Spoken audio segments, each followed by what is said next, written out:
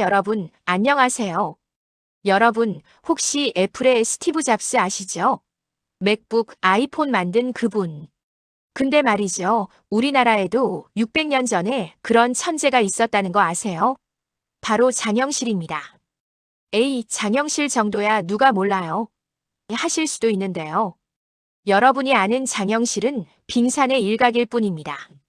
오늘 제가 들려드릴 이야기를 들으시면 이게 600년 전 이야기라고 하실 겁니다.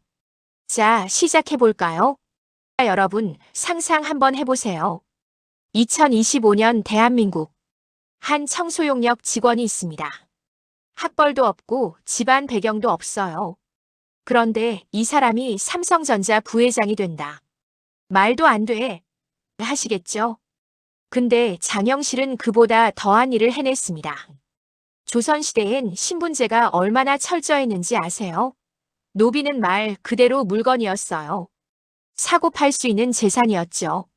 그런 노비 출신이 정삼품 대오군까지 올라갔습니다.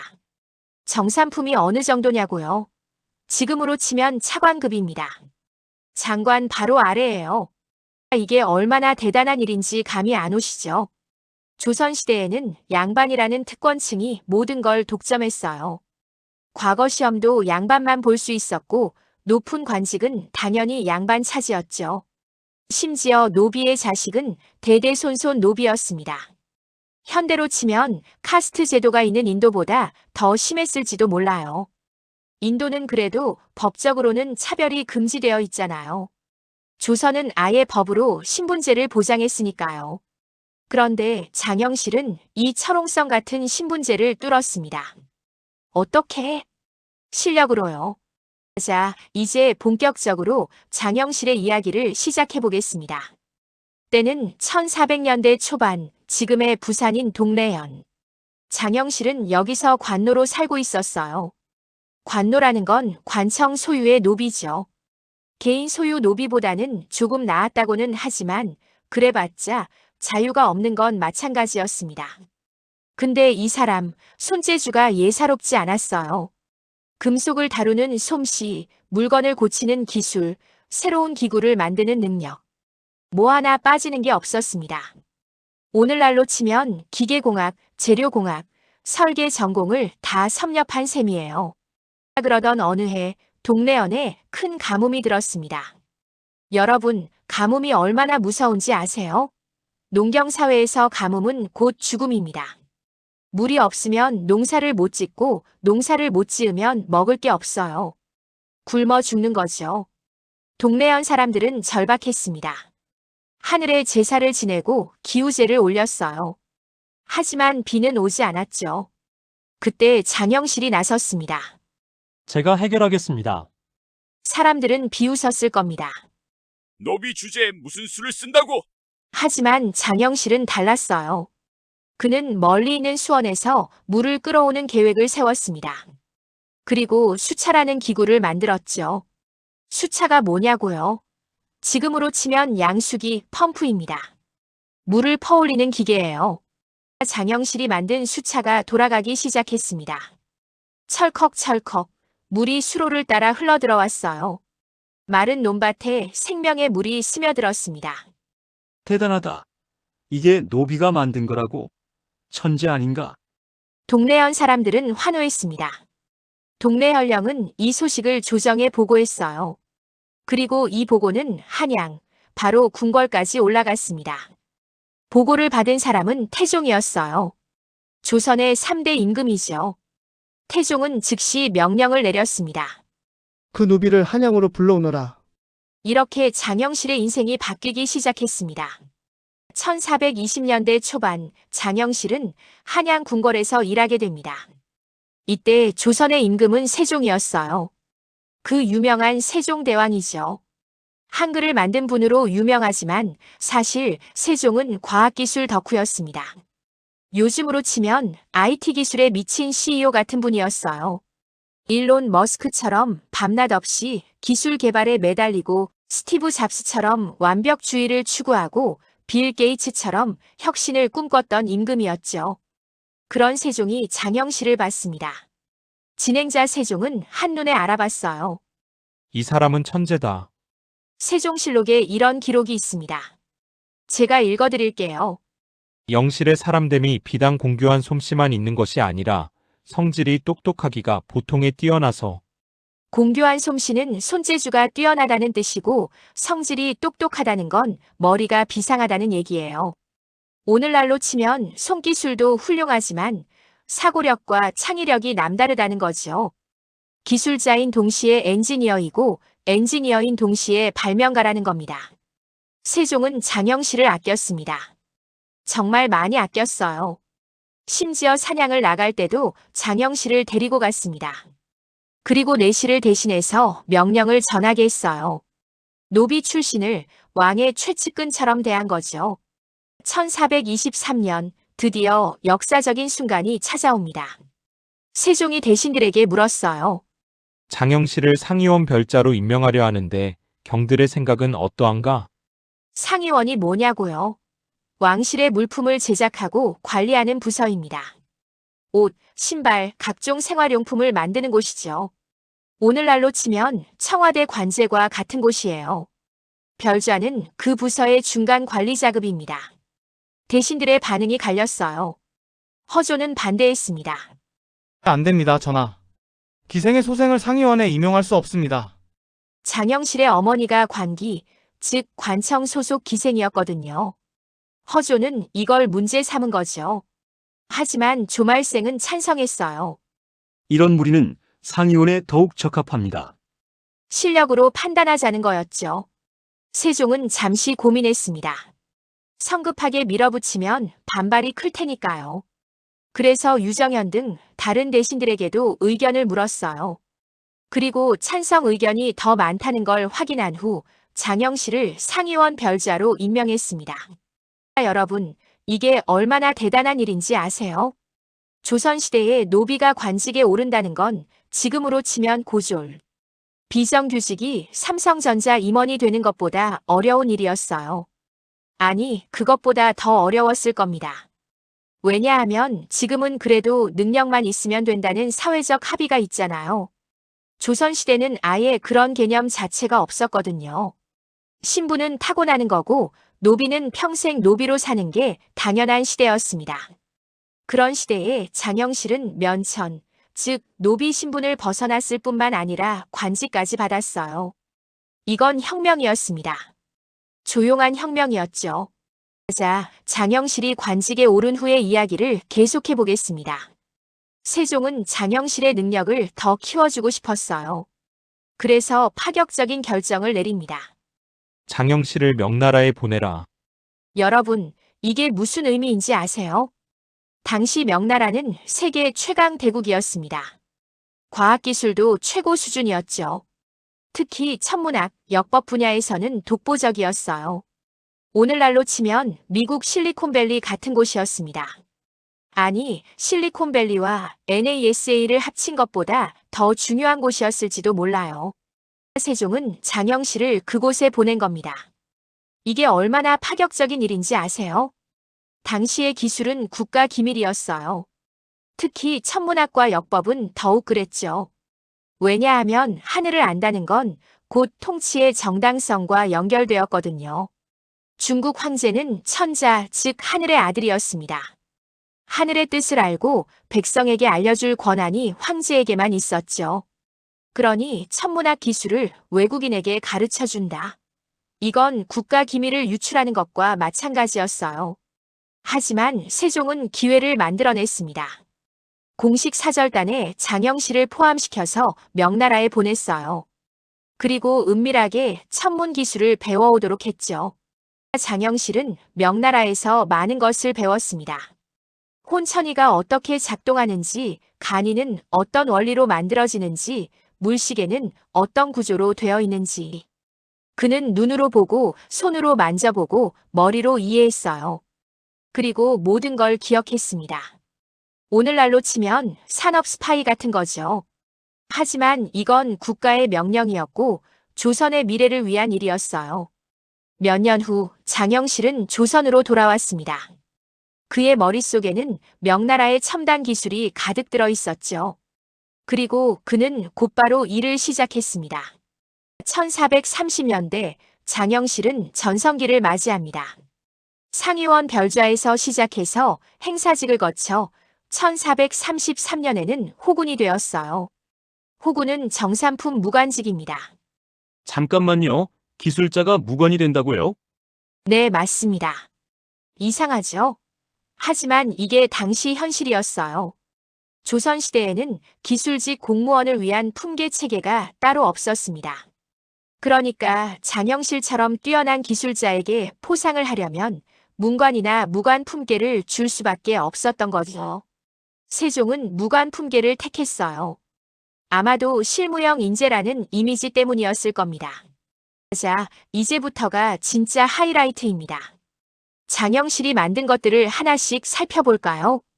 첫 번째, 간이대. 1432년 세종은 이천과 장영실에게 명령했습니다. 간이가 뭐냐고요? 천체관측 기구입니다. 오늘날의 천문대 망원경 같은 거죠. 하지만 훨씬 복잡했어요. 별의 위치를 측정하고 천체의 움직임을 계산하고 시간을 정확히 알아내는 일종의 슈퍼컴퓨터였던 겁니다. 장영실은 이천과 함께 간이대를 만들었어요. 그리고 1년 만에 완성했습니다. 세종은 완성된 간이대를 보고 감탄했습니다. 여러분, 이게 무슨 의미인지 아세요? 당시 조선은 천문 관측 자료를 중국에서 받아왔어요. 매년 명나라에서 만든 달력을 받아서 썼죠. 근데 이게 문제가 있었어요. 중국과 조선은 위도가 다르거든요. 그러니 중국에서 만든 달력으로는 정확한 시간을 알 수 없었습니다. 일출 시간, 일몰 시간, 24절기. 다 조금씩 틀렸어요. 하지만 간이대가 생기면서 조선은 독자적으로 천체를 관측할 수 있게 되었습니다. 우리 땅에 맞는 우리만의 달력을 만들 수 있게 된 거죠. 이건 과학적 독립이었습니다. 두 번째, 자경루. 1434년 장영실은 또 하나의 걸작을 완성합니다. 바로 자경루예요. 자경루가 뭐냐고요? 자동 물시계입니다. 물시계? 그게 뭐가 대단해요? 아, 여러분.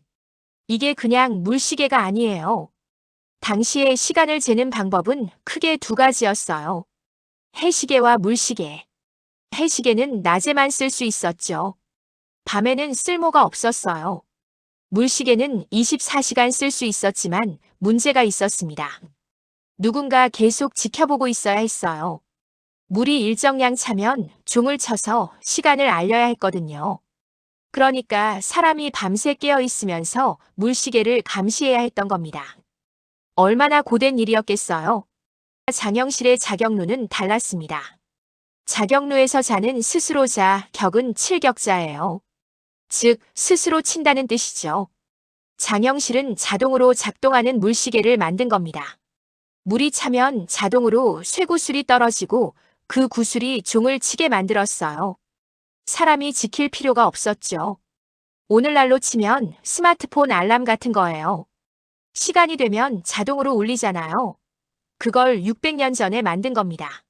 세종은 자경루를 보고 이렇게 말했습니다. 만대에 이어 전할 기물, 즉 천년만년 후손들에게 물려줄 보물을 만들었다는 거예요. 그리고 장영실을 호군으로 승진시켰습니다. 진행자 세 번째, 앙부일구. 장영실은 여기서 멈추지 않았어요. 자경루는 훌륭하지만 너무 크고 복잡합니다. 백성들이 쓰기엔 어려워요. 그래서 만든 게 앙부일구입니다. 앙부일구는 해시계예요. 하지만 그냥 해시계가 아니라 누구나 쉽게 시간을 알 수 있는 공공해시계였죠. 오늘날로 치면 길거리에 디지털 시계판 같은 거예요. 지하철역이나 버스 정류장에 있는 큰 시계 있잖아요. 그거랑 비슷한 개념입니다. 장영실은 앙부일구를 서울 곳곳에 설치했어요. 궁궐, 관청, 시장. 사람들이 많이 다니는 곳에 앙부일구를 세웠습니다. 백성들은 신기해했어요. 저게 뭐야? 시계래. 그림자를 보면 시간을 알 수 있대. 정말이네. 지금 오시구나. 조선 백성들은 처음으로 정확한 시간을 알게 되었습니다. 여러분, 이게 얼마나 혁명적인 일인지 아세요? 그 전까지는 시간이 애매했어요. 해가 중천에 떴을 때 닭이 울 때 해가 질 무렵. 이런 식으로 대략적으로만 알았죠. 하지만 앙부일구가 생기면서 모든 게 바뀌었어요. 약속 시간을 정확히 잡을 수 있게 되었고, 관청의 업무 시간이 명확해졌고, 시장의 개장 시간과 폐장 시간이 통일되었습니다. 이건 단순히 시계를 만든 게 아니에요. 사회 시스템 자체를 업그레이드한 겁니다. 장영실의 작품은 계속됩니다. 네 번째, 옥루. 자격루를 더욱 발전시킨 버전이에요. 옥루는 말 그대로 옥으로 만든 누각이라는 뜻인데, 실제로는 자동시계에 각종 자동 인형을 결합한 복합 예술 작품이었습니다. 시간이 되면 선녀 인형이 나와서 방울을 흔들고 농촌의 사계절 풍경이 그려진 배경이 자동으로 바뀌고 나무로 조각한 사람과 동물이 움직였어요. 오늘날로 치면 테마파크의 자동 인형쇼 같은 거죠. 디즈니랜드의 이츠어 스몰 월드 같은 거요. 세종은 옥루를 위해 아예 정각을 지었습니다. 그리고 형인 양녕대군에게 이름을 짓게 했어요. 그렇게 해서 탄생한 게 흠경각입니다. 하늘을 공경하는 집이라는 뜻이죠. 진행자 5번째, 치국이. 1441년 장영실은 마지막 걸작을 완성합니다. 치국이. 빗물을 측정하는 기구예요. 비를 측정하면 뭐해요? 여러분, 이게 얼마나 중요한지 아세요? 조선은 농업국가였습니다. 농사가 곧 경제의 전부였어요. 그런데 농사는 날씨에 달려있죠. 특히 비가 얼마나 오느냐가 중요했습니다. 비가 너무 적으면 가뭄, 너무 많으면 홍수. 둘 다 재앙이었어요. 그래서 정확한 강수량 데이터가 필요했습니다. 올해 비가 얼마나 왔는지, 작년과 비교하면 어떤지, 지역별로는 어떤 차이가 있는지. 이런 데이터가 있어야 농업 정책을 제대로 세울 수 있었죠. 장영실이 만든 치구기는 정말 단순했어요. 원통형 그릇에 눈금을 새긴 거였죠. 비가 오면 그릇에 빗물이 고이고 그 높이를 재면 강수량을 알 수 있었어요. 너무 단순한 거 아니에요. 맞습니다. 단순해요. 하지만 그게 천재성입니다. 복잡한 건 누구나 만들 수 있어요. 하지만 단순하면서도 정확하고 누구나 쓸 수 있는 걸 만드는 건 정말 어려운 일이죠. 애플의 아이폰을 보세요. 버튼 하나로 모든 걸 조작하잖아요. 단순하죠? 하지만 그 단순함 뒤에는 엄청난 기술력이 숨어 있어요. 장영실의 치구기도 마찬가지였습니다. 그리고 더 놀라운 건 이게 세계 최초였다는 거예요. 유럽에서 공식적으로 강수량을 측정하기 시작한 건 1639년입니다. 장영실보다 거의 200년이나 늦었어요. 세계에서 가장 먼저 과학적으로 비를 측정한 나라가 바로 조선이었습니다. 치구기를 만든 공로로 장영실은 대오군으로 특진합니다. 정삼품이에요. 지금의 차관급이죠. 노비 출신이 차관급 관리가 된 겁니다. 600년 전 조선에서요. 이쯤 되면 장영실의 인생은 완벽한 성공 스토리였어요. 미천한 신분을 극복하고 실력으로 최고의 자리에 올랐으니까요. 하지만 인생이 그렇게 호락호락하지 않죠. 장영실의 이야기는 여기서 예상치 못한 방향으로 흘러갑니다. 1440년대 초반 장영실은 바쁜 나날을 보내고 있었습니다. 아니, 바쁘다는 표현으로는 부족해요. 완전히 미친 듯이 일했습니다. 왜냐고요? 상사가 워커홀릭이었거든요. 그 상사가 누구냐고요? 바로 세종대왕이었죠. 여러분, 세종대왕 하면 뭐가 떠오르세요? 한글 창제, 훌륭한 성군, 백성을 사랑한 임금. 맞습니다. 다 맞아요. 하지만 세종에게는 또 다른 면이 있었어요. 바로 일 중독자였다는 겁니다.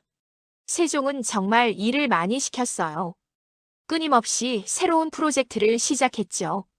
장영실, 이번엔 더 정확한 해시계를 만들어 보자. 장영실, 휴대용 해시계는 안 될까? 장영실, 물시계를 더 아름답게 꾸밀 방법은 없을까? 오늘날로 치면 이런 거예요. 이번 분기 목표는 신제품 3개 출시입니다. 다음 달까지 프로토타입 완성해 주세요. 아, 그리고 기존 제품 업그레이드도 부탁합니다. 장영실은 쉴 틈이 없었을 겁니다. 실제로 세종실록을 보면 세종이 얼마나 일을 많이 시켰는지 알 수 있어요. 세종은 밤낮 없이 신하들을 불러 회의를 했습니다. 새벽에도 회의, 한밤중에도 회의. 신하들이 전하, 이제 쉬십시오 하면 아직 할 일이 남았다고 했죠. 세종 본인도 과로로 몸이 망가졌어요. 당뇨병, 안질, 각종 합병증. 그래도 일을 멈추지 않았습니다. 오늘날로 치면 완전히 스타트업 CEO 스타일이죠. 일론 머스크가 테슬라 공장에서 잠을 자고 스티브 잡스가 직원들에게 완벽을 요구하고 제프 베이조스가 아마존 창고를 직접 점검하듯이 세종도 그랬어요. 직접 나서서 모든 걸 챙기고 신하들을 독려하고 완벽을 추구했죠. 그런 상사 밑에서 일한 장영실이 얼마나 힘들었을지 상상이 가시나요? 요즘 젊은 사람들 사이에서 유행하는 말이 있죠. 워라밸, 즉 일과 삶의 균형. 장영실에게 워라밸은 꿈도 못 꿀 일이었을 겁니다. 아침에 출근하면 저녁 늦게까지 일하고 주말에도 호출당하고 휴가는 생각도 못하고. 장영실, 내일까지 시제품 하나 만들어 올 수 있겠는가? 장영실, 이번 주 안에 새로운 설계도를 그려보거라. 장영실, 잠깐 걸로 들어오겠는가? 논의할 게 있다. 끊임없는 요구, 끊임없는 프로젝트, 끊임없는 회의. 현대 직장인들이 겪는 야근, 주말 근무, 상사의 카톡. 장영실도 다 겪었을 거예요. 하지만 장영실은 불평하지 않았어요. 아니, 불평할 수 없었을지도 모르죠. 왜냐하면 자신을 노비 신분에서 구해준 사람이 바로 세종이었으니까요. 은혜를 입었죠. 그것도 엄청난 은혜를. 노비가 관리가 된다는 건 당시로서는 기적이었어요. 그 기적을 만들어준 사람이 세종이었습니다. 그러니 어떻게 전하 일이 너무 많습니다. 라고 말할 수 있었겠어요. 그리고 무엇보다 장영실 본인도 자신의 일을 사랑했을 겁니다. 진짜 천재들은 그렇잖아요. 일이 곧 놀이고 창작이 곧 삶이죠. 스티브 잡스가 아이폰 개발에 미쳤듯이 일론 머스크가 로켓 개발에 몰두하듯이 장영실도 자신의 작품에 빠져 있었을 겁니다. 이번엔 어떤 걸 만들까? 어떻게 하면 더 정확하게 만들 수 있을까? 전하께서 기뻐하실 만한 무언가를 만들고 싶어. 이런 생각으로 하루하루를 보냈을 거예요. 고되지만 보람 있었던 나날들이었을 겁니다. 그러던 중 장영실에게 새로운 임무가 떨어집니다. 1430년대 후반 세종이 장영실을 불렀어요. 찰방 별감이 뭐냐고요? 지방의 교통과 통신을 담당하는 관리예요. 역참을 관리하고 공문서 전달을 감독하고 도로를 정비하는. 오늘날로 치면 지방국토교통부 담당관 정도 되겠네요. 잠깐만요. 수도권 본사에서 일하던 임원을 갑자기 지방으로 발령낸다고요? 네, 그렇습니다. 이상하죠? 한양에서 잘 나가던 기술자를 궁궐에서 임금과 함께 일하던 사람을 갑자기 시골로 보낸다. 이게 좌천인가? 벌을 받은 건가? 진행자 아닙니다. 오히려 그 반대였어요. 이건 중요한 임무였습니다. 세종의 특별한 신뢰가 있었기에 가능한 발령이었죠. 왜냐하면 경상도에는 중요한 광산들이 많았거든요. 금, 은, 동, 철. 각종 금속이 나오는 곳이었습니다. 그리고 이런 금속들은 과학기구를 만드는데 필수적이었어요. 간이를 만들려면 정밀한 구리 합금이 필요했고, 자격루를 만들려면 녹슬지 않는 금속이 필요했고, 각종 측정 기구를 만들려면 단단하면서도 가공이 쉬운 금속이 필요했습니다. 세종은 장영실에게 이렇게 말했을 겁니다. 경상도에 가서 금속을 직접 보고 오너라.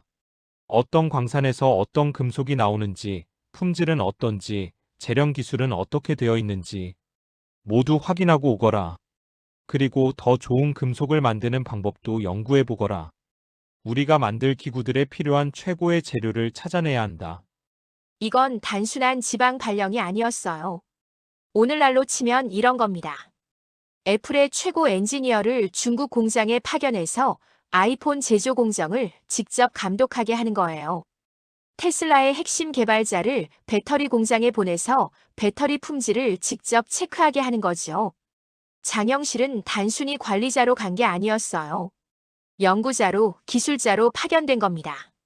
장영실은 경상도에서 몇 년을 보냈습니다. 광산을 직접 돌아다녔어요. 깊은 땅 속으로 들어가 광석을 살펴보고 재련소에서 쇠를 녹이는 과정을 지켜봤습니다. 하나하나 직접 확인하고 실험하고 기록했어요. 오늘날로 치면 재료공학 연구를 한 거죠. MIT의 재료공학과에서 박사과정 학생들이 하는 연구를 600년 전에 장영실이 했던 겁니다. 현미경도 없고 화학 분석 장비도 없고 논문도 없던 시대에 오직 눈으로 보고 손으로 만져보고 불에 녹여보고 망치로 두드려보면서 금속의 성질을 파악했어요. 이 시기의 경험은 나중에 장영실이 더 정밀한 기구를 만드는데 큰 도움이 되었을 겁니다. 어떤 금속이 어떤 용도에 적합한지, 어떻게 합금을 만들면 강도와 가공성을 모두 확보할 수 있는지. 이런 지식은 책에서 배울 수 없었어요.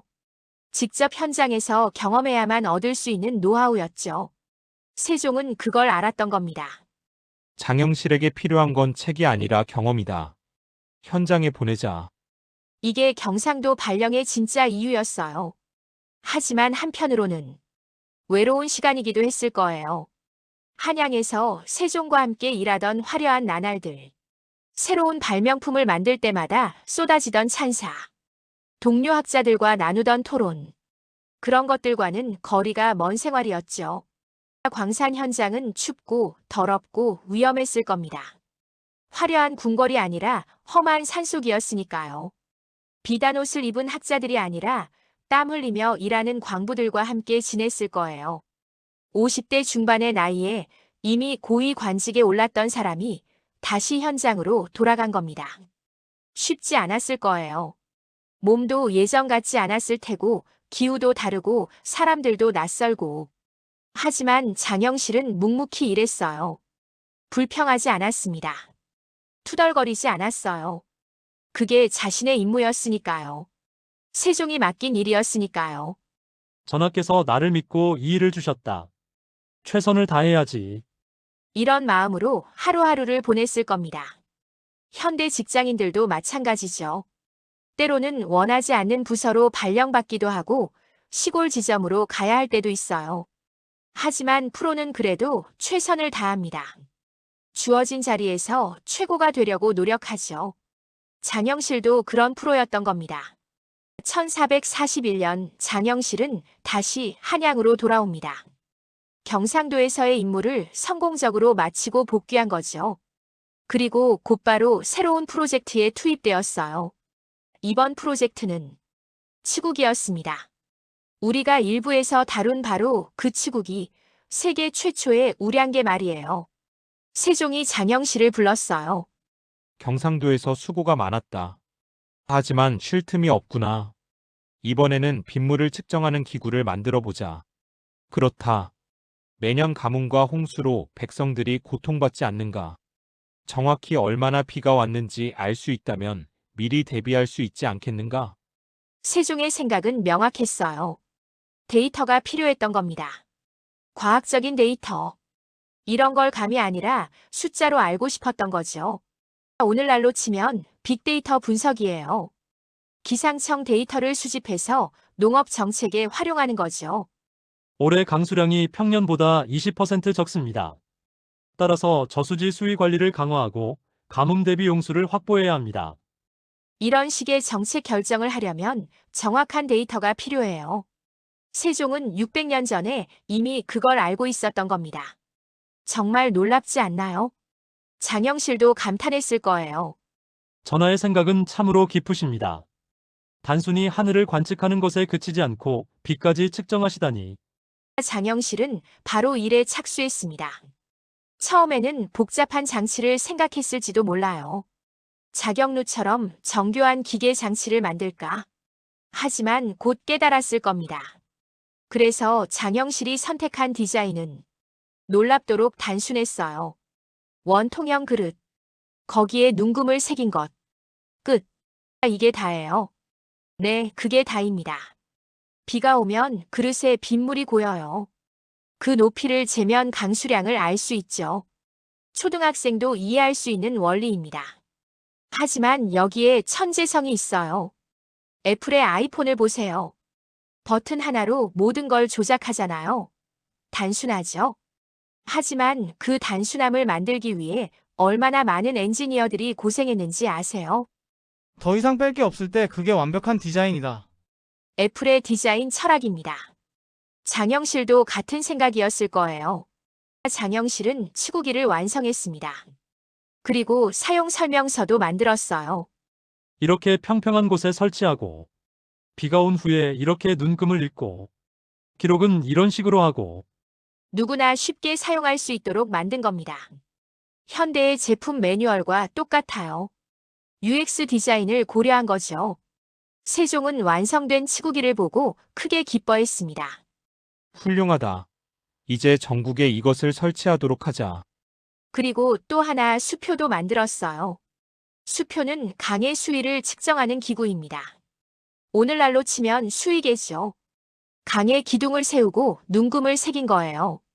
물이 차면 눈금이 높아지고 물이 빠지면 낮아지죠. 수표를 보면 강이 범람할지 알 수 있습니다. 전하. 오, 그렇구나. 미리 백성들을 대피시킬 수 있겠구나. 치구기와 수표 제작 공로로 장영실은 대오군으로 특진합니다. 정산품이에요. 지금의 차관급이죠.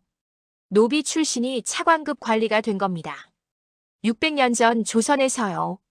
이때가 1441년 장영실의 나이는 아마 51세에서 56세 사이였을 거예요. 50대 중반의 정산품. 이미 충분히 성공한 인생이었죠. 이제 편히 여생을 보낼 수 있겠구나. 장영실은 그렇게 생각했을지도 모릅니다. 열심히 일했어요. 노비 신분에서 벗어나 고위 관직까지 올랐어요. 수많은 발명품을 만들어 나라에 기여했어요. 이제 좀 쉬어도 되지 않을까? 하지만 인생은 그렇게 호락호락하지 않았어요. 1442년 세종에게 문제가 생겼습니다. 세종은 이미 오래전부터 건강이 좋지 않았어요. 당뇨병으로 고생하고 있었고 안질도 심했죠. 각종 합병증으로 고통받고 있었습니다. 시력이 나빠져서 글자가 잘 안 보였어요. 다리도 아팠고 몸이 자주 붓고 과로의 대가였죠. 워커홀릭의 슬픈 결말이었습니다. 의원들이 온천 요양을 권했어요. 전하 이러다가는 큰일 납니다. 온천에 가서 몸을 치유하십시오. 그래도 전하의 건강을 위해서는 꼭 가셔야 합니다. 세종은 고민했어요. 가고는 싶은데 길이 너무 험했거든요. 당시 도로는 엉망이었어요. 비포장도로에 울퉁불퉁하고 돌멩이가 여기저기 널려 있고 그런 길을 가마를 타고 간다. 아픈 몸에는 고문이나 마찬가지였죠. 가마가 흔들릴 때마다 온몸이 아플 테니까요. 그때 세종은 장영실을 떠올렸습니다. 그래, 장영실이 있지. 세종은 장영실을 불렀어요. 장영실, 경에게 부탁이 하나 있다. 분부만 내리십시오. 전하. 편안한 가마를 만들어 줄 수 있겠는가? 온천까지 가는 길이 험한데 이 몸이 견딜 수 있을지 모르겠구나. 장영실은 즉시 대답했을 겁니다. 염려 마십시오. 전하. 반드시 편안한 가마를 만들어 올리겠습니다.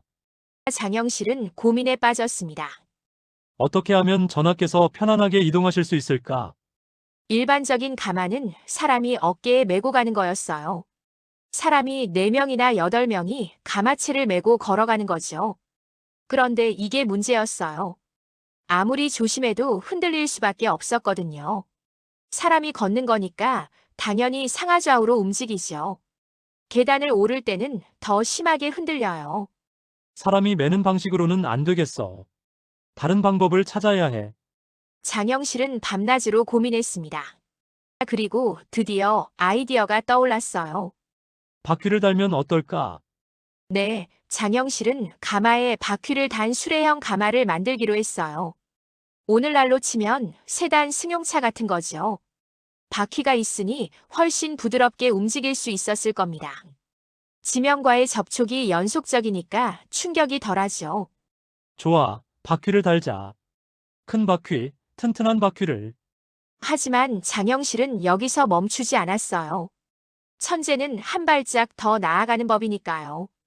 바퀴만 달면 될까? 아니야, 뭔가 더 필요해. 전하께서 여행 중에 방향을 바꾸고 싶으실 수도 있어. 속도를 조절하고 싶으실 수도 있고. 그런데 밖에서 가마꾼들에게 일일이 지시하시면 불편하잖아. 그렇다면 장영실은 더 놀라운 아이디어를 떠올렸습니다. 가마 안에서 조종할 수 있으면 어떨까? 진행자 여러분, 이게 무슨 의미인지 아세요?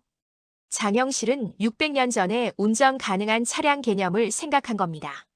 실록에는 이렇게 기록되어 있어요. 내부에서 조종한다고요. 물론 엔진이 달린 자동차는 아니에요. 사람의 힘으로 움직이는 수레였겠죠. 하지만 내부에서 조종한다는 개념 자체가 혁명적이었어요. 어떻게 만들었을까요? 장영실은 아마도 복잡한 기어와 레버 시스템을 설계했을 겁니다. 가마 안에 레버가 여러 개 있어요. 오른쪽 레버를 당기면 오른쪽으로 방향이 바뀌고 왼쪽 레버를 당기면 왼쪽으로 방향이 바뀌고 또 다른 레버를 밀면 속도가 빨라지고 당기면 느려지고 오늘날의 자동차 핸들과 페달과 비슷한 원리였을 거예요. 오늘날로 비유하자면 자율주행차의 먼 조상이라고나 할까요? 물론 과장이긴 하지만 개념적으로는 맞는 말이에요. 장영실은 몇 달에 걸쳐 이 혁신적인 가마를 제작했습니다.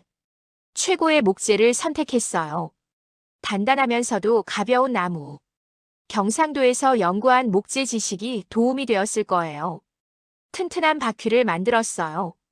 쇠로 테두리를 두르고 축은 청동으로 만들어서 마찰을 줄였죠. 정교한 조종 장치를 설계했어요. 기어와 레버를 조합해서 내부에서 방향과 속도를 조절할 수 있게 만들었습니다. 내부는 푹신하게 꾸몄어요. 쿠션을 두껍게 깔고 흔들림을 흡수하는 장치도 달았을 거예요. 현대의 자동차 서스펜션과 비슷한 개념이죠. 마침내 완성되었습니다. 세종은 완성된 가마를 보고 무척 기뻐했을 겁니다. 훌륭하구나, 장영실. 이것이야말로 예술이로다. 가마에 올라타 봤어요. 내부는 정말 편안했습니다. 레버를 조작해 봤어요. 신기하게도 방향이 바뀌었습니다. 오, 정말 놀랍구나.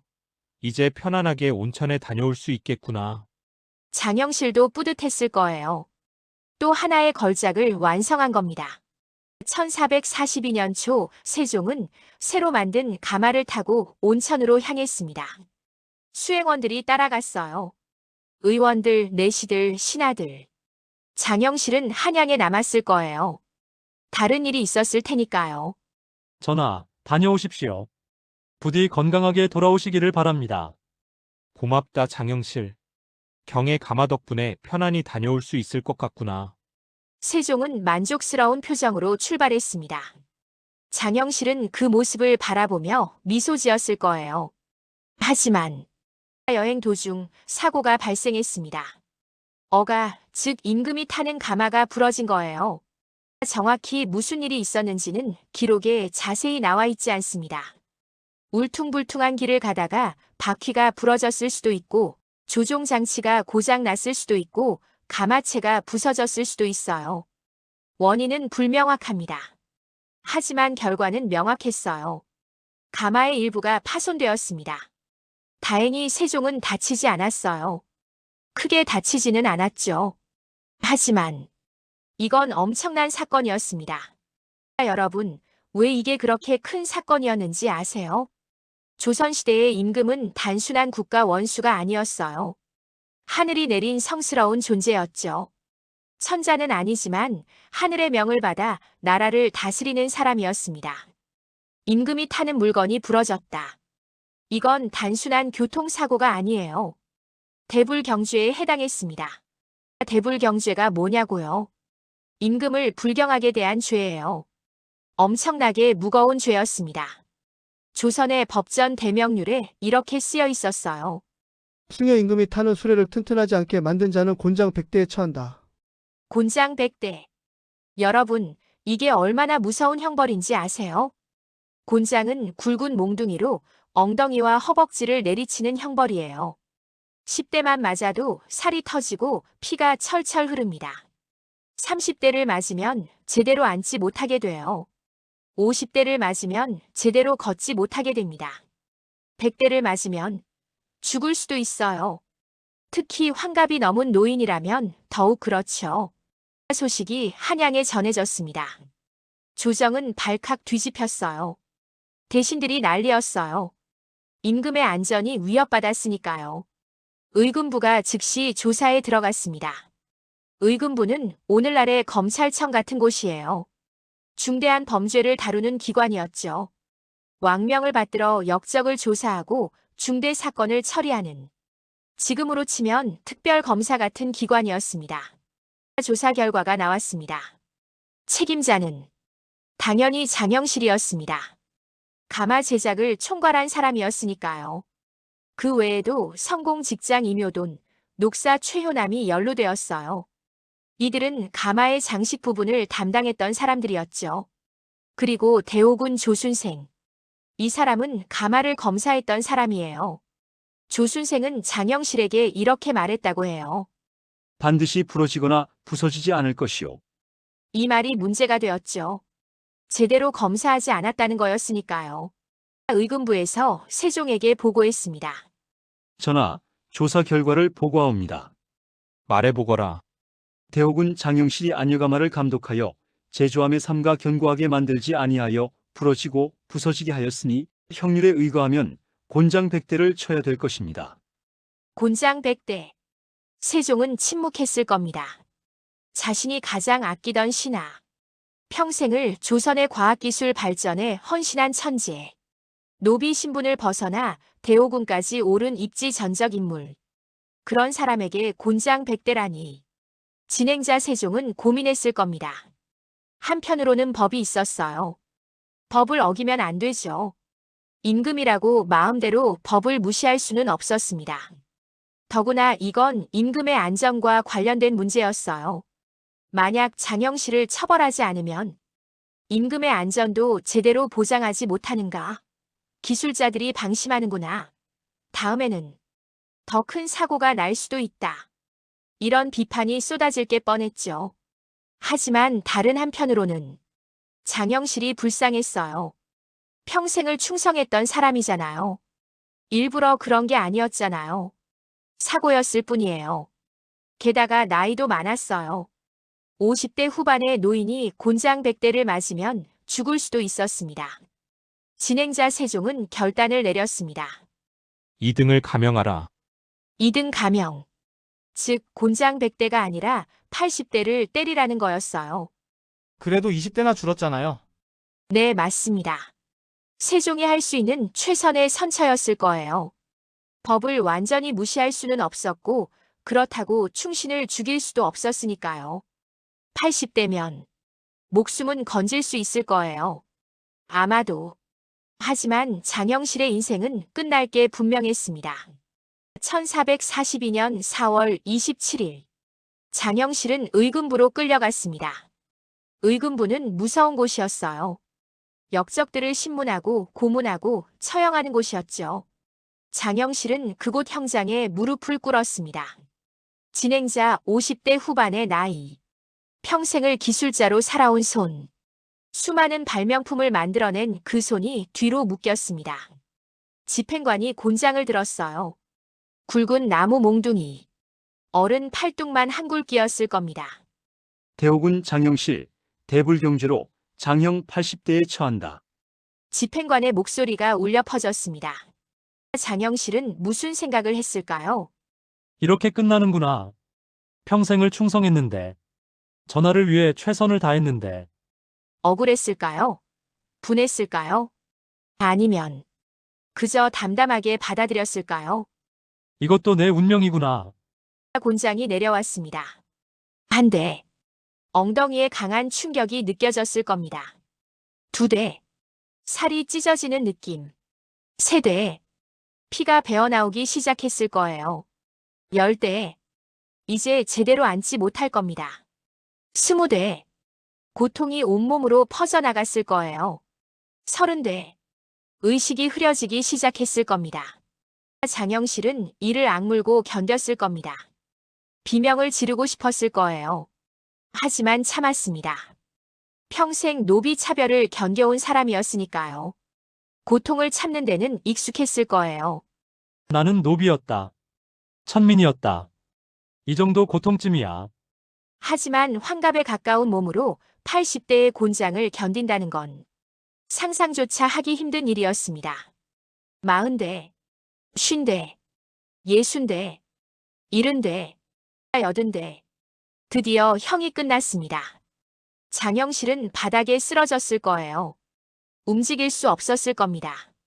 하반신은 피투성이었을 거예요. 살이 터지고 뼈가 보일 정도로 의원들이 달려와서 응급처치를 했을 겁니다. 하지만 근본적인 치료는 불가능했어요. 몇 주 아니 몇 달이 지나야 겨우 걸을 수 있게 될 거예요. 하지만 완전히 회복되지는 않을 겁니다. 평생 후유증에 시달릴 거예요. 형이 집행되었습니다. 장영실은 의금부에서 풀려났어요. 동시에 모든 관직에서 파직되었습니다. 대호군이라는 높은 지위도 평생 쌓아온 명예도 모두 사라졌습니다.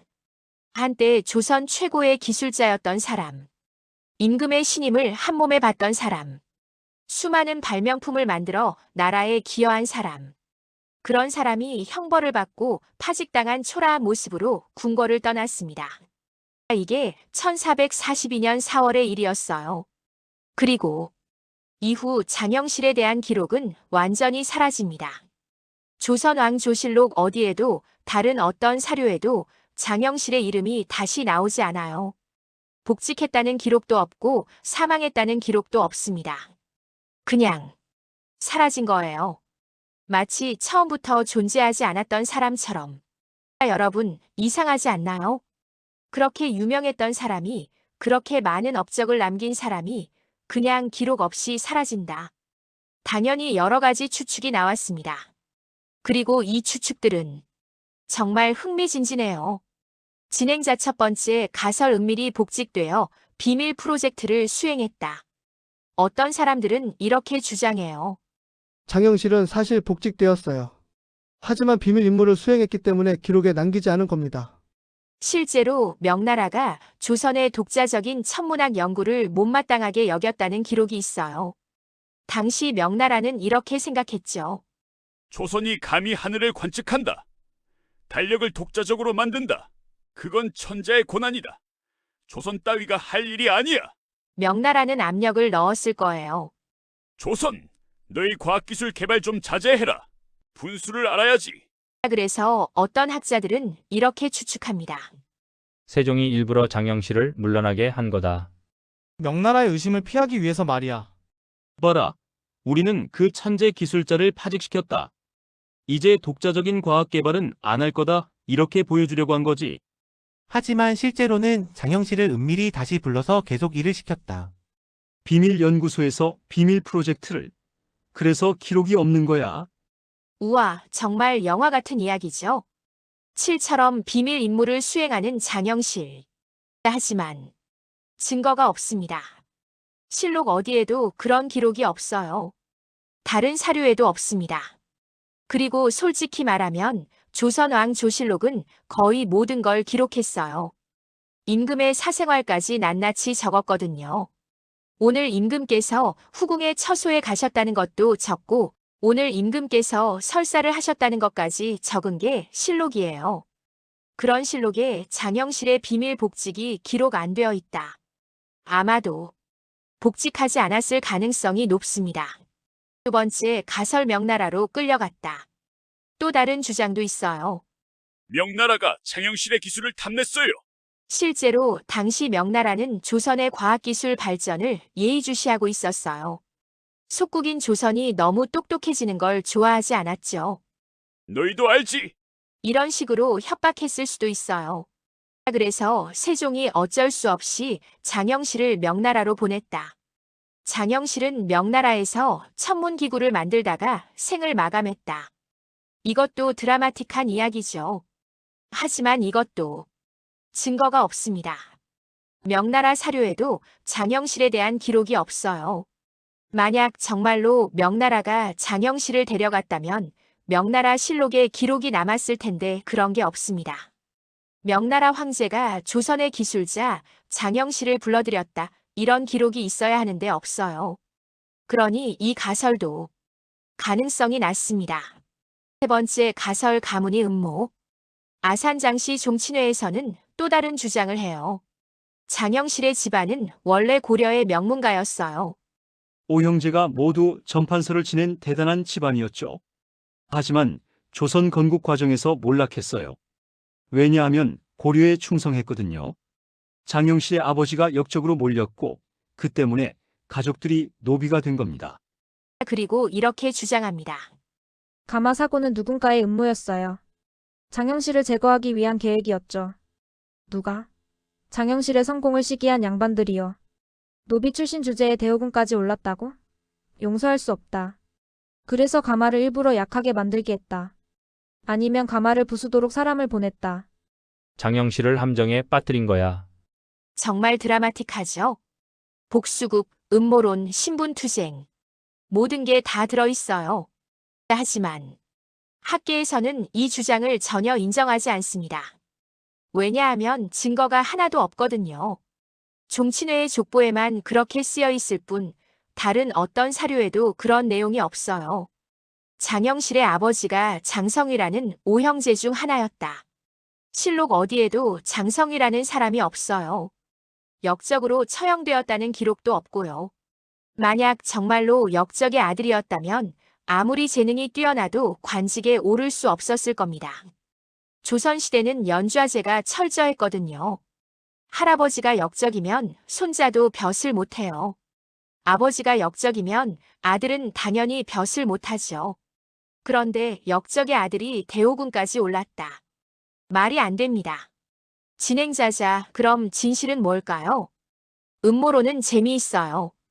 드라마틱하고 흥미진진하고 상상력을 자극하죠. 하지만 역사는 드라마가 아닙니다. 학자들이 내린 결론은 의외로 단순합니다. 장영실은 그냥 늙어서 은퇴한 거다. 네, 맞습니다.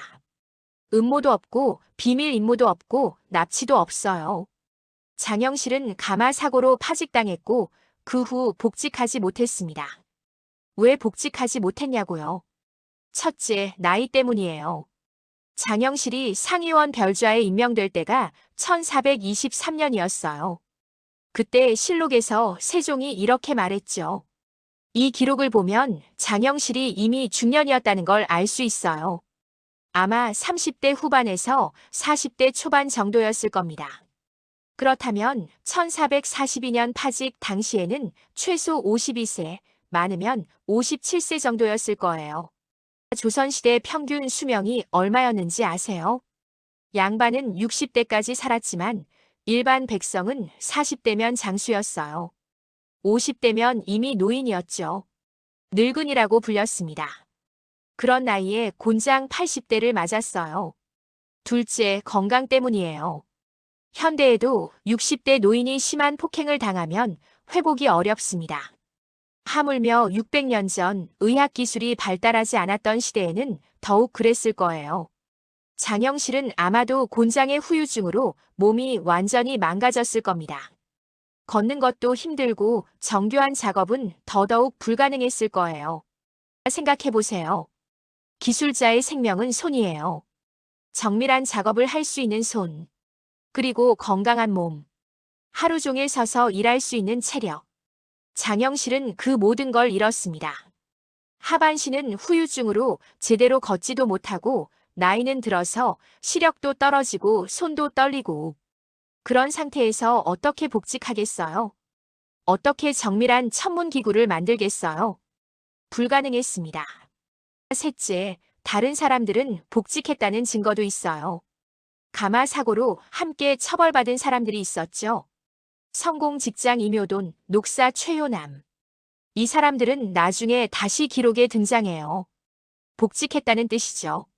하지만 장영실만 다시 나타나지 않았어요. 왜일까요? 나이와 건강 때문입니다. 다른 사람들은 젊었지만 장영실은 늙었으니까요. 그래서 장영실은 조용히 여생을 보냈을 겁니다. 아마도 고향인 동네로 돌아갔거나 아니면 한양 근처 어딘가에서 조용히 살다가 세상을 떠났을 거예요. 언제 죽었는지도 모릅니다. 1442년 이후 언젠가. 그저 그렇게 역사에서 사라진 거죠. 가족들이 있었을까요? 자식들이 있었을까요? 알 수 없어요. 기록이 없으니까요. 그저 조용히 쓸쓸히 생을 마감했을 겁니다. 여러분, 이게 슬프지 않나요? 그렇게 많은 업적을 남긴 사람이 조선의 과학기술을 세계 최고 수준으로 만든 천재가 제대로 된 기록 하나 없이 사라진 겁니다. 졸기도 없어요. 졸기는 사람이 죽었을 때 그동안의 업적을 정리해서 실록에 남기는 글인데 장영실에게는 그것조차 없습니다. 왜냐하면 졸기는 고관대작에게나 써주는 거였거든요. 정승, 판서, 최소한 정의품 이상은 되어야 졸기를 받았어요. 기술직 관리였던 장영실은 아무리 업적이 뛰어나도 졸기를 받을 자격이 없었던 거죠.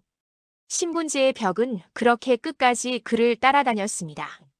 장영실의 이야기는 여기서 끝나지 않습니다.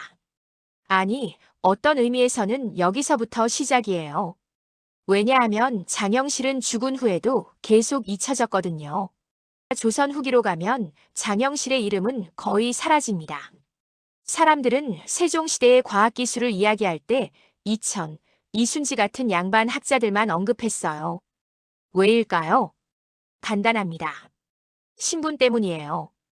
이천은 판서를 지낸 고위 관료였어요. 양반 중에 양반이었죠. 이순지는 세종시대의 대표적 천문학자였어요. 역시 양반이었고요. 이런 사람들은 족보에 이름이 남고 후손들이 기억하고 문집이 전해지고.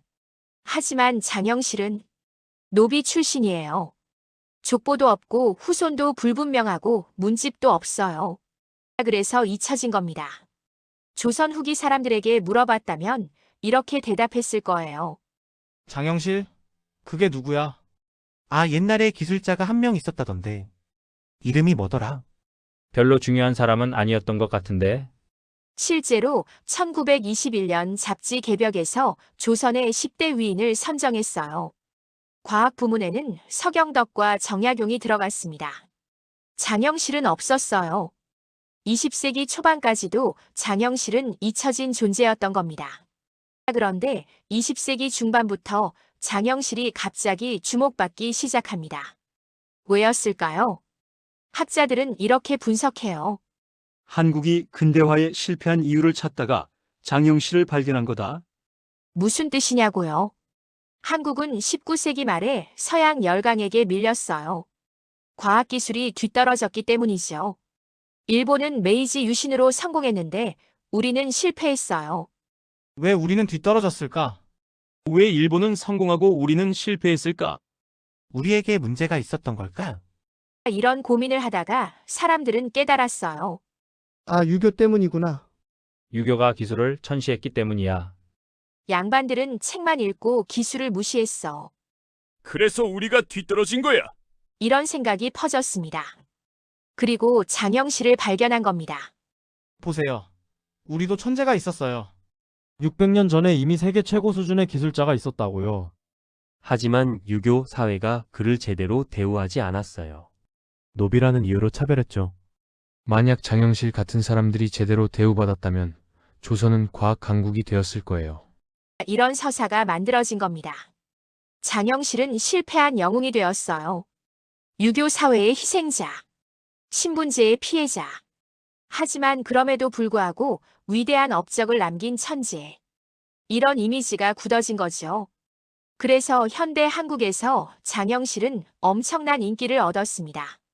초등학교 위인전에 꼭 등장하고 과학실 이름은 장영실실이고 과학상 이름도 IR52 장영실상이에요. 드라마도 여러 번 만들어졌고 영화도 나왔죠. 심지어 잠수함 이름도 장영실함입니다. 2025년 10월 22일 경상남도 거제시에서 특별한 행사가 있었어요. 3,600톤급 첨단 잠수함의 진수식이었습니다. 이 잠수함의 이름이 뭐냐고요? 바로 장영실함입니다. 대한민국 해군의 최신의 잠수함. 첨단 기술의 결정체. 그 이름이 600년 전 천재 기술자 장영실인 거예요. 정말 감동적이지 않나요? 장영실이 지금 이 모습을 본다면 뭐라고 할까요? 눈물을 흘렸을지도 모르겠어요. 자, 그럼 진짜 장영실은 어떤 사람이었을까요? 현대인들이 생각하는 장영실과 실제 장영실은 좀 다릅니다. 학자들의 평가를 종합해 보겠습니다. 첫째, 장영실은 뛰어난 기술자였습니다. 하지만 과학자는 아니었어요. 과학자는 원리를 탐구하는 사람이죠. 왜 이렇게 될까? 어떤 법칙이 있을까? 장영실은 그런 기록이 없습니다. 그는 만드는 사람이었어요. 이렇게 만들면 되겠구나. 저렇게 설계하면 작동하겠구나. 설계도를 받아서 완벽하게 구현해내는 엔지니어였죠. 오늘날로 치면 애플의 조니 아이브 같은 사람이에요. 스티브 잡스가 이런 아이폰을 만들고 싶어라고 하면 조니 아이브가 실제로 만들어내는 거죠. 장영실도 그랬을 겁니다. 세종이 이런 기구를 만들고 싶다고 하면 장영실이 실제로 만들어낸 거예요. 진행자 둘째, 장영실은 혼자 일한 게 아니었습니다. 그는 팀의 일원이었어요. 이천이 총책임자였고 이순지가 천문 계산을 담당했고 장영실이 실제 제작을 맡았죠. 세종이 기획자였고 정인지 등이 이론을 제공했어요. 즉, 장영실의 업적은 팀워크의 결과였던 겁니다. 오늘날의 프로젝트도 마찬가지죠. 아이폰을 만드는데 몇천 명의 엔지니어가 참여해요. 스페이스X의 로켓을 만드는데도 수백 명이 협력하죠. 장영실도 혼자가 아니었어요. 수많은 동료들과 함께 일했습니다. 셋째, 장영실은 신분 차별과 싸운 게 아니었습니다. 오히려 세종의 전폭적인 지원을 받았어요. 양반 학자들도 그를 인정했죠. 물론 허조 같은 사람이 반대하기도 했지만 결국 대다수가 그의 등용에 찬성했습니다. 조선은 생각보다 유연한 사회였어요. 능력이 있으면 노비도 관직에 오를 수 있었죠. 완벽한 능력주의는 아니었지만 최소한 장영실에게는 기회가 주어졌습니다. 넷째, 장영실의 말년은 음모가 아니라 단순한 사고였습니다. 가마가 부러진 건 그냥 사고였어요. 누군가의 계획이 아니었죠. 제품 결함이었을 수도 있고 사용 중 파손이었을 수도 있어요. 오늘날에도 자동차 리콜이 있잖아요. 삼성 갤럭시 노트 7 배터리 폭발 사건도 있었고요. 아무리 잘 만들어도 결함은 생길 수 있어요. 사고는 일어날 수 있습니다. 장영실의 가마도 마찬가지였던 거죠. 그리고 그는 형벌 후유증과 고령으로 인해 은퇴했을 뿐입니다. 이게 진짜 장영실입니다. 신화 속의 슈퍼히어로가 아니라 평범한 인간이었던 장영실. 하지만 그게 더 위대하지 않나요? 완벽한 천재가 아니라 한계가 있는 인간. 혼자가 아니라 팀과 함께 일한 사람. 차별과 싸운 게 아니라 주어진 기회를 최선을 다해 활용한 사람. 그게 바로 장영실이었습니다. 그리고 그렇기 때문에 우리는 장영실에게서 더 많은 걸 배울 수 있어요.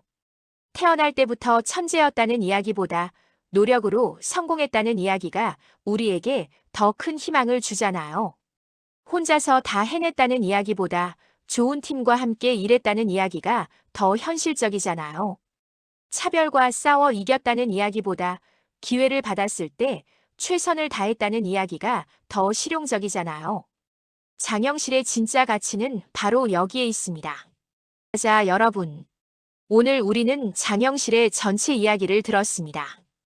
동네의 관노에서 시작해 조선 최고의 기술자가 되고 결국 역사 속으로 사라진 한 사람의 인생. 그는 완벽하지 않았어요. 실수도 했고 한계도 있었죠. 하지만 그는 최선을 다했습니다.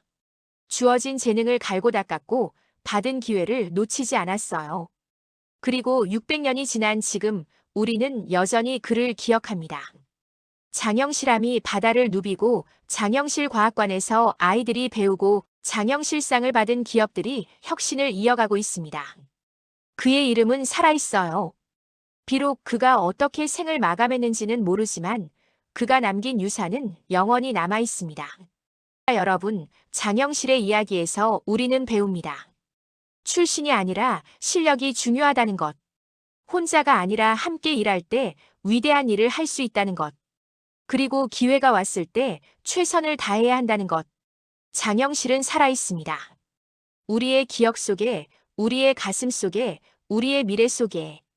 600년 전의 천재 기술자. 조선판 스티브 잡스. 그의 도전, 그의 성공, 그의 좌절, 그의 유산. 모두 우리에게 영감을 줍니다. 나도 할 수 있어. 나도 도전할 수 있어. 나도 역사를 만들 수 있어. 장영실이 우리에게 전하는 메시지입니다. 다음 시간에도 더 재미있는 역사 이야기로 찾아뵙겠습니다. 여러분, 오늘도 들어주셔서 정말 감사합니다. 장영실처럼 여러분도 자신의 분야에서 최선을 다하는 하루 되시기 바랍니다.